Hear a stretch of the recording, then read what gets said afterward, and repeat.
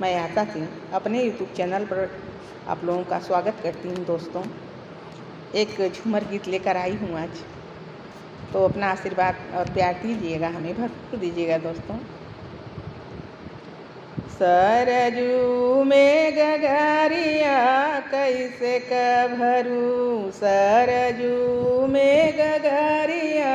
कैसे कभरू, अरे कैसे कभरू हे रामा कैसे कभरू, सरजू में गगरिया कैसे कभरू, सरजू में गगरिया कैसे कभरू, ठाढ़ भरू तो राजा राम निरेखें, ठाढ़ भरू तो राजा राम निरेखें, अरे निहुरी भरू तो मोरी लचके कमरिया कैसे कभरू, अरे निहुरी भरू तो मोरी लचके कमरिया कैसे कभरू, सरजू में गगरिया कैसे कभरू, सरजू में गगरिया कैसे कभरू, जोर चलूँ तो मोरा पौआ पिराला,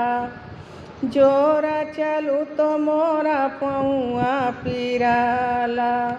अरे धीरे चलूँ तो मोरी सर के चुनरिया कैसे कभरू, सरजू में गगरिया कैसे कभरू,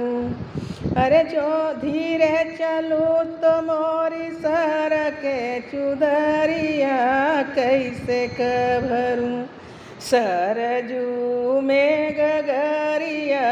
कैसे कभरू, सरजू में गगरिया